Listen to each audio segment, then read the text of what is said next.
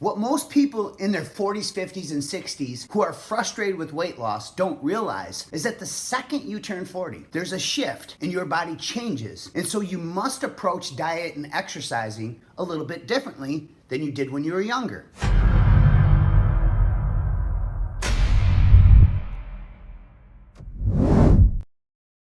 If you're beyond 40 years old and you want to lose stubborn fat, the basics of fat loss that you used when you were younger are still going to apply. You're still going to have to keep your body in a calorie deficit at least 5 days per week. You're still going to have to exercise. You're still going to have to get adequate protein intake, adequate water, and use high quality supplementations. However, there is a dramatic shift that takes place the second you turn 40. Several negative things happen. The first one is called metabolic slowdown. This is where your metabolism slows down. The second one is called somatopause.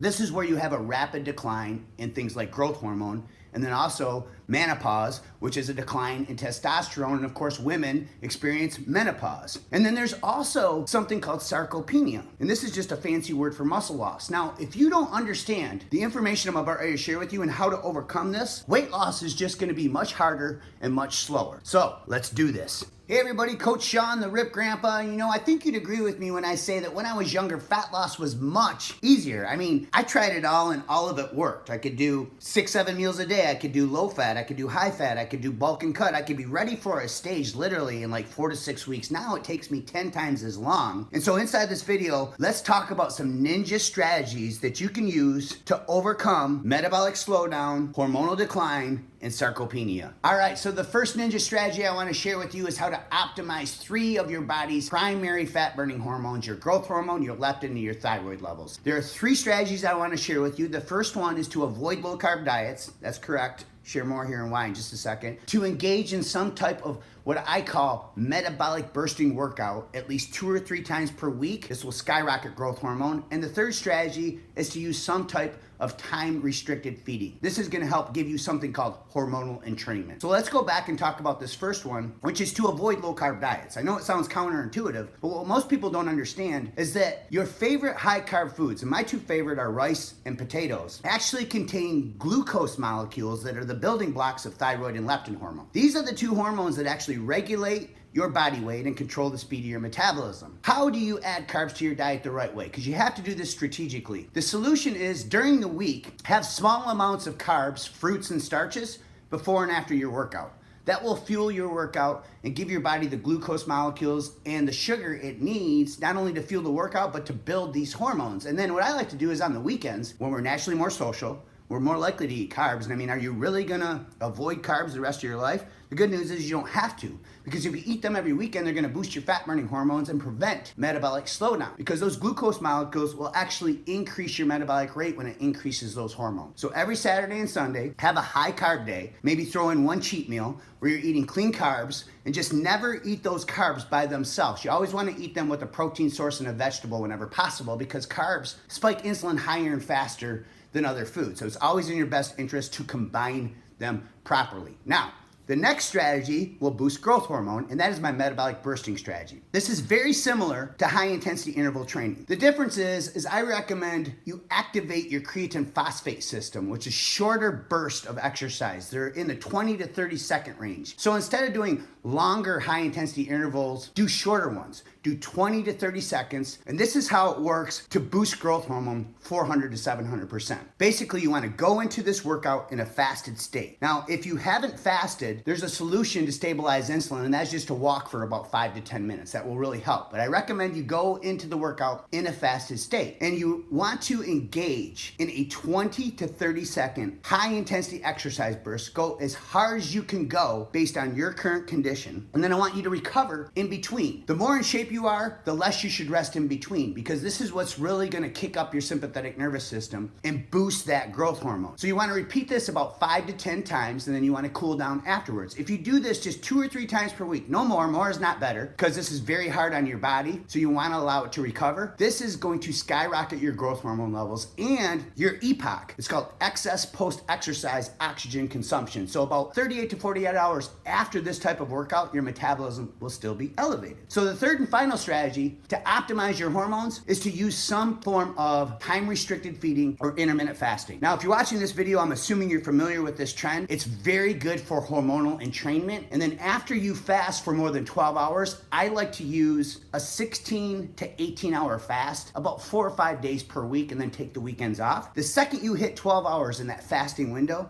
your growth hormone starts increasing. Your adrenaline starts increasing because you release more adrenaline. And this releases fatty acids from your fat cells. So you start using more fat in this fasted window, and you start increasing your growth hormone levels naturally. Now, most people think that if you're not eating for this extended period of time, that your metabolism is gonna slow down. But research shows the exact opposite. In fact, during a fasted window, your metabolism actually increases. So now let's talk about the next step to prevent something called sarcopenia. The second thing you must overcome if you're in your 40s, 50s, and 60s and you want to lose stubborn fat is sarcopenia or muscle loss. Muscle equals metabolism. Remember, the more muscle you have on your frame, the more calories you're going to burn sitting at your desk, watching TV, or sleeping, and as you age, you lose more and more muscle. So you must do one thing, and that is increase your protein intake. Protein is the king of all macronutrients. Most people underutilize, underestimate, and undereat protein, and you probably need a lot more in your diet than you realize you do. You should have it in every meal, and if you're not active, have a palm-sized portion. If you are active, you want to have at least 1 gram per pound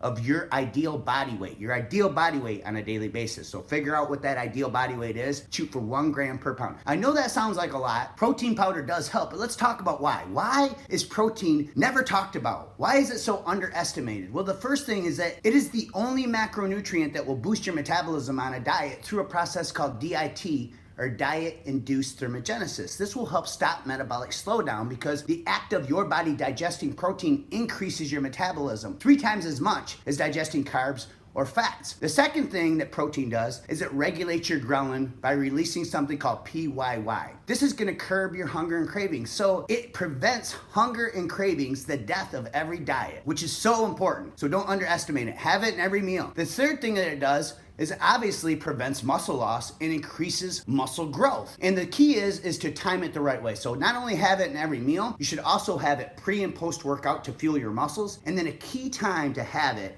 is before bed. You wanna have 20 to 40 grams. I recommend 20 grams if you're a female and 40 grams if you're a man. There's several different peer-reviewed published research studies showing that people who eat protein before bed gain more muscle while they sleep, and they wake up with more stabilized blood sugar, which means your body's gonna be more in a fat-burning environment. So now, let's talk about the last strategy, which is super, super important. You do not wanna miss out on this, and that is how to become fat adapted. So the last strategy that I have for you today is a ninja strategy to become something called fat adapted by doing what I call a deplete week. This is not easy, but it is simple. And if you've lived everyday life and you've gained some weight and now you want to go on a diet, this is the key to converting your body from a sugar burner to a fat burner. So what you're going to do is for 6.5 days straight, you're going to buckle down and you're going to convert your body into a fat burner by carb depleting. So if you're a female, you're going to have 25 grams or less of impact carbs on a daily basis for 6.5 days. If you're a man, it's gonna be under 35 grams. Now, when I say impact carbs, here's how you calculate your carb. Every food that you eat, count the carb grams, and then I want you to take the fiber, and I want you to subtract it from those total grams. That's the impact carb grams that will affect you. So again, 25 grams a day if you're a female, 35 grams a day if you're a man. Now what happens is about 3 or 4 days in, your body makes a shift and it converts from burning sugars into burning fat. Now this is much different than a ketogenic diet or going into ketosis because protein is going to be much higher. Now you might slightly get into ketosis after these 3 or 4 days. However, that's not the point. The point is to drain your body of glycogen. You see, when you're living normal life and you're eating carbs every day, your body's glycogen stores, this is the energy from carbohydrates that you eat, stored inside your muscle and liver tissue, fills up. And then every time you eat a meal with carbs or any other foods, because your glycogen is full, unless you're exercising or walking down the road to burn this stuff off, the carbs of this extra food will spill over and get stored as fat. This is called fat spillover. Well, in order to avoid it and to become fat adapted, you want to drain your body of that glycogen. And the way that you do this is you carb deplete for 6.5 days straight. So protein is going to be extremely high and fats are going to be a bit higher because carbs are so low. At the end of that 6.5 days, at the very end, I want you to dangle the carrot because when you start making this shift about 72 hours in, You could get brain fog, you could get fatigue, and I want you to push through this so you can become fat adapted. And the way you push through this is you give yourself a carrot. You dangle the carrot that you can have that pizza and that cheesecake or whatever your favorite cheat meal is at the end of this. This is important because after that 6.5 days, research shows the thyroid and leptin hormones that I discussed earlier are gonna be very low and suppressed. So this cheat meal not only is a reward, so will psychologically get you through this deplete week, you'll also boost your metabolism and these hormones. Lastly, and most importantly, in order to make all this stuff work, you must have the right BS. Now, I'm not talking about the BS you're thinking about. I'm talking about your belief system. See, just the very act of believing this stuff will work means it will work. Vice versa. If you don't believe it'll work, it's not gonna work.